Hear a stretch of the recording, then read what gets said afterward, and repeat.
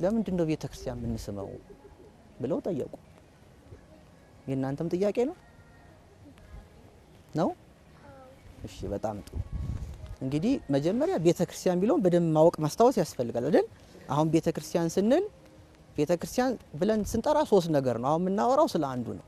ለምሳሌ እኛ እንደዚህ ክርስቲያኖች ነን አይደል? ሴቶች በ80 ቀን ወንዶች በ40 ቀን ተጠምቀን የእግዚአብሔር ልጅነት አግኝተናል። ክርስቲያኖች ተብለናል። ስለዚህ ክርስቲያኖች ተሰብስበው ስለ እግዚአብሔር ነገር የሚነጋገሩበት የሚጸልዩበት ይሄ ስብስብ ቤተክርስቲያን ይባላል። በየትኛውም ቦታ ክርስቲያኖች ቢሰበሰቡ እንደገና ደግሞ እያንዳንዱ ሰው ደግሞ ቤተክርስቲያን ይባላል። እግዚአብሔር በውስጡ ስለሚያድርበት ንጹህ ከሆነ ከኃጢአት ራሱን ካጸዳ። አሁን ደግሞ ግን ልነግራችሁ የፈለኩት ሁላችንም በአይን ደግሞ የምናያት የምናውቃት ደግሞ ህንጻ ደግሞ አለ አይደል? ህንጻ ቤተክርስቲያን። ህንጻ ቤተክርስቲያንን እንሳለማለን፣ እንስማታለን። ስለዚህ ቤተክርስቲያን የምንስመው ለምንድን ነው የሚል ነው። ቤተክርስቲያን የሚለው ገብቷችኋል ባጭሩ አይደል? ዋናው ዓላማው እሱ ስላልሆነ በትንሹ አልፌዋለሁ እንጂ ሌላ በሰፊው ተምረናል ከዚህ በፊት ወደፊትም እንማራለን። ቤተክርስቲያን ግን መጀመሪያ ስትገቡ እስቲ ምንድነው የምታረጉት? መጀመሪያ ስትገቡ ሚነግረኝ እስቲ ጮክ ብሎ እሺ ጮክ በል።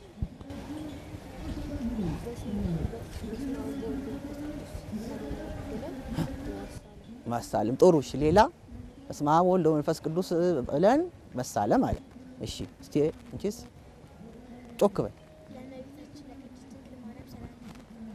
እሺ ለእመቤታችን ለቅድስት ድንግል ማርያም ሰላምታ እናቀርባለን። እሺ አሜን አሜን አሜን።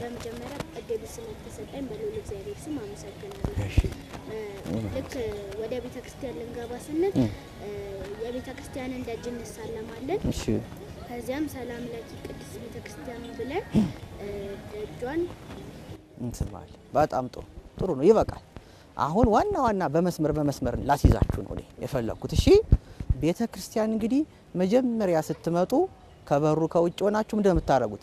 ታማትባላችሁ። ምን ታረጋላችሁ? እየሰማኸኝ ነው? እናማትባለን። እንዴት ነው የምናማትበው? እስቲ እጃችን እንዴት እናረጋለን? መስቀል ምልክት። ከዚያ በስመ አብ ወወልድ ወመንፈስ ቅዱስ አሃዱ አምላክ አሜን እንልና 3 ጊዜ እናማትባለን። እንዳትረሱ ገና ስትመጡ ማለት ነው። እሺ ከዚያ በኋላ ካማተምን በኋላ ምን እናረጋለን መሰላችሁ? እንሰግዳለን። ምን እንላለን? እንሰግዳለን። መስገድ ታውቃላችሁ አይደል? አዎ መስገድ ጎንበስ ብለን ጉልበታችን መሬት ነክቶ መሳም ማለት ነው። ከዚያ ግን እየሰገድ ምን እንላለን መሰላችሁ? ሰላም ለኪ ቅድስት ቤተክርስቲያን አምሳለ ኢየሩሳሌም ሰማያዊት ወይም ደግሞ አምሳለ ኢየሩሳሌም ቅድስት እንላለን። እስቲ ሰላም ለኪ በሉ። ሰላም ለኪ ቅድስት ቤተክርስቲያን አምሳለ ኢየሩሳሌም ወይም አምሳለ ኢየሩሳሌም ሰማያዊት። እስቲ አምሳለ ኢየሩሳሌም ሰማያዊት ወይም ደግሞ አምሳለ ኢየሩሳሌም ቅድስት እስቲ በሉ። አምሳለ ኢየሩሳሌም ቅድስት። አዎ የሰማያዊቷ የቅድስቲቷ የተቀደሰችው የሰማያዊቷ የኢየሩሳሌም አምሳያ የሆንሽው ቤተክርስቲያን ቅድስት እንደምን ሰነበትሽ፣ እንደምን አደርሽ፣ እንደምን ከረምሽ ማለት ነው። ገብቷችኋል? ልክ አሁን እናንተ በአካል ተገናኝታችሁ እንደምን ነህ እንደምትባባሉት ቤተክርስቲያንንም ሰላምታ እንሰጣታለን። ግልጽ ነው አይደል? እናማትባለን፣ እንሰግዳለን፣ ሰላምታ እንሰጣለን። እየሰገድንም ሰላምታ እንሰጣለን። እያማተብንም ሰላምታ መስጠት ይቻላል። ዋናው ግን ማማተብ ይቀድማል። ከዚያ በኋላ መስገድ ነው። ከዚያ በኋላ ግን ቤተክርስቲያን ብትገቡ ከውጪ ካጸዷ ጀምራችሁ ትስሟታላችሁ አይደል?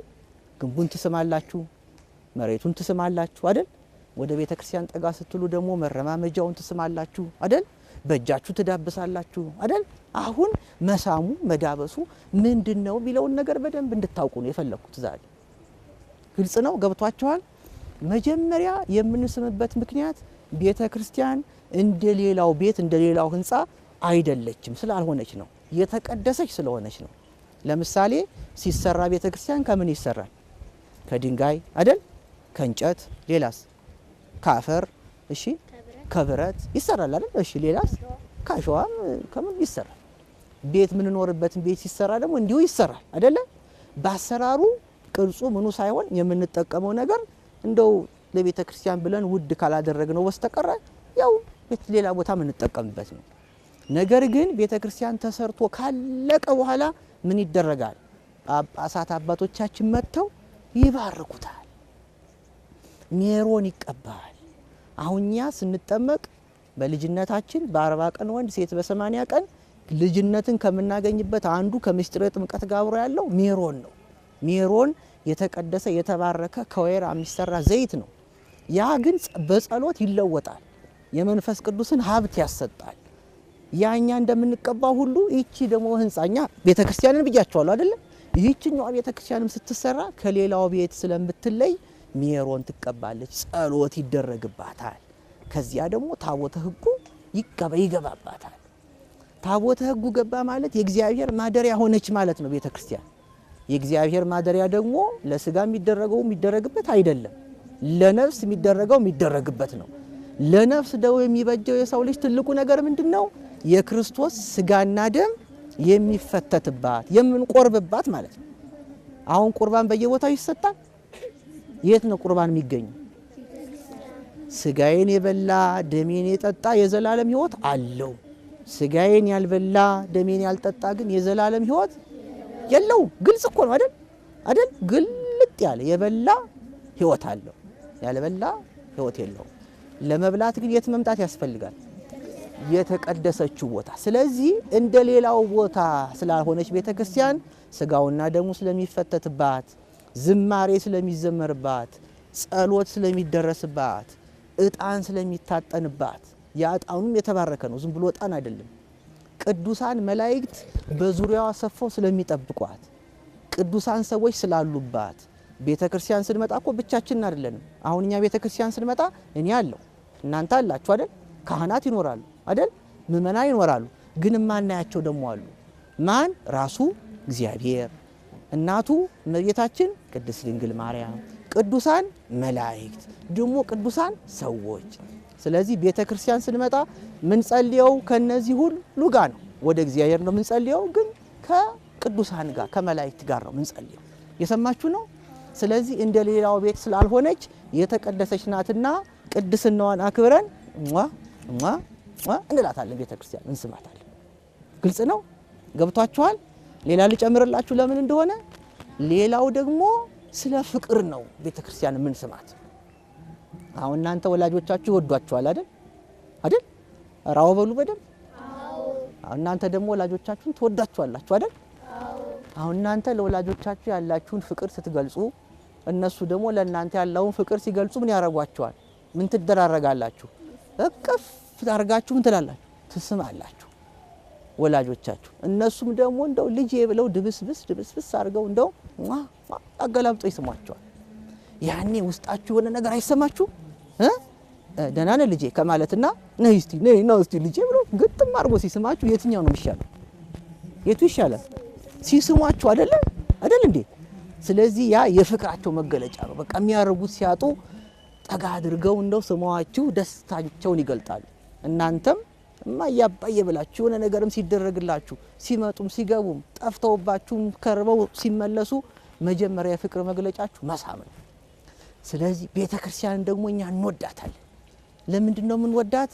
የእግዚአብሔርን ልጅነት አግኝተንባታል። ሴት በ80 ወንድ በ40 ቀን ተጠምቀን ልጅነት አግኝተንባታል፣ ተወልደንባታል ማለት ነው። እንደገና ስጋውና ደሙን ቅድም እንዳልኳችሁ እንቀበልባታለን። ቢጨንቀን ብንቸገር መተን እግዚአብሔርን ለማግኘት እንለምንባታለን። ደግሞ መጨረሻ ላይ ስንሞት ማረፊያችን የት ናት? ቤተ ክርስቲያን ደግሞ መተን መጨረሻችን እናርፍባታለን። ስለዚህ በህይወታችን ውስጥ ሁል ጊዜ ያለችው ቤታችን ናትና ስለምንወዳት እንስማታለን ማለት ነው። ስለዚህ አሁን ግንቡን ስትስሙ ቤተ ክርስቲያን መሬቱን ስትስሙ ከፍቅር መሆኑ ይግባችሁ ማለት ነው። ዝም ብሎ መሳም ስላለባችሁ ብቻ ሳይሆን አንቺ እኮ ልጅነት ያገኘውብሽ ነሽ፣ አንቺ እኮ ስጋውና ደሙ መቀበልብሽ ነሽ፣ አንቺ እኮ መጨረሻም ስመጣ ማርፍብሽ ነሽ። ስለዚህ ወድሻለሁ ቤተ ክርስቲያን ብለን ነው ቤተ ክርስቲያን የምንስማት ማለት ነው። ገብቷችኋል? ሁለት አይደል? የመጀመሪያው እንደ ሌላ ቤት ስላልሆነች፣ ሁለተኛው በፍቅር መግለጫ፣ ሌላ 3 እና 4 ልጨምርላችሁና እንጨርሳለን። እሺ ሶስተኛው ደግሞ